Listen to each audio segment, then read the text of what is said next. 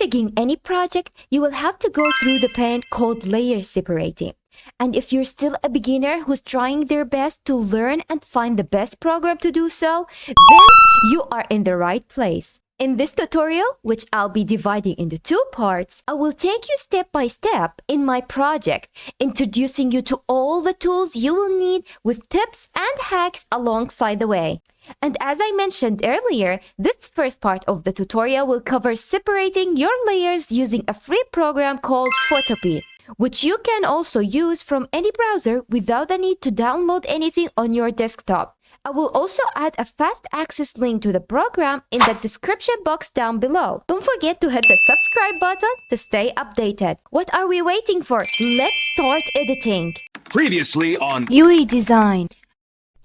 With PhotoPea ready, we will have to open the art piece that we will be rigging on later. Click on Open from my computer and search up the image you plan on working with. Since this is a beginner tutorial, I really recommend you to stick with a transparent background photo formatted as a PNG, so you won't have to work with cleaning the background of it too. If you see this checkboard artboard behind your image, then this means you have successfully found yourself the suitable image to work with, because this background means that the image you uploaded is 100% transparent. When it comes to separating your art piece, you will have to ask yourself a critical question, and that is, what exactly do you plan on rigging? Depending on your answer, your work steps will be decided. In this video, I'll be focusing on hand movement, eye, and hair. In another word, I will have to divide every part from these 3 main objectives. For example, the eye, which is the main object,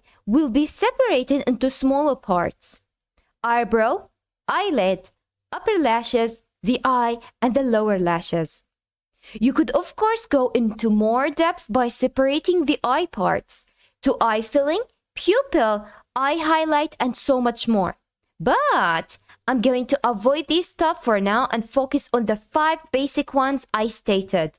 Next are the tools you will need, which are surprisingly 3 only, with one more bonus effect I'll be sharing with you, which I consider an absolute game changer because of how amazing the amount of effort it saves. But let's start with the 3 tools first. Number 1 is the selection tool. It is the tool that you will be using to highlight the parts you plan on cropping. There are multiple shapes to the selection tool. However, I mostly have used the polygonal lasso tool, which task is to create straight lines. Don't be afraid to test the rest of them. Who knows? Maybe you would prefer another option. Number 2 is the brush tool. Simple as its name. Paint with the color you have chosen. This tool should be used alongside the eyedrop tool so you can fill the gaps with the exact color shade as the original photo. Number 3, the patch tool. When you find yourself having any problem in blending shades and color, remember that you have it sitting right there in the toolbar. The patch tool can be super handy, especially in the face and the clothes part. A tip, try to avoid using this tool close to the black and the white color, since it would ruin the blending process. By using all those 3 tools, we have successfully divided the face part. As I said in the beginning of this video, I'll be focusing on animating the hair and the head. So this means we will have to cut the head off the neck.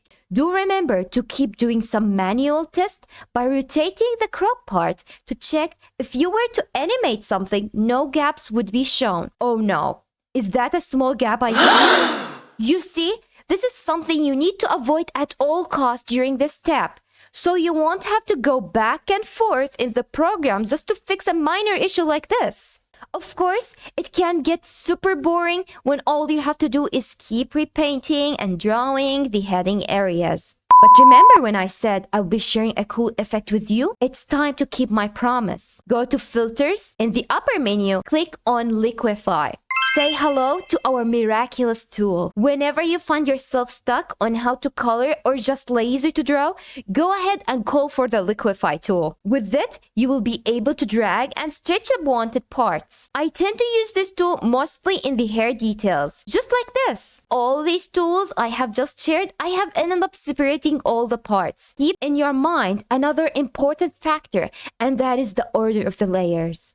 You don't want to have some parts shown when they are actually hidden in the original image. I do recommend you to keep the original picture open somewhere to keep going back to it as a reference. Here are the finished layer order for my project. Do know that if you do have any problem with the order later on, you can still fix it in the rigging program. Last but not least, it's time to export the work. I do hope you remember our talk about transparent a PNG format in the first half of the tutorial, because now we will have to hide every layer and export them separately to keep them ready for the next step, which I'll be covering in part 2. Here is a sneak peek of the finished project to keep you excited. Save your work draft and be ready, because I'll be seeing you in the next part. Yui is out.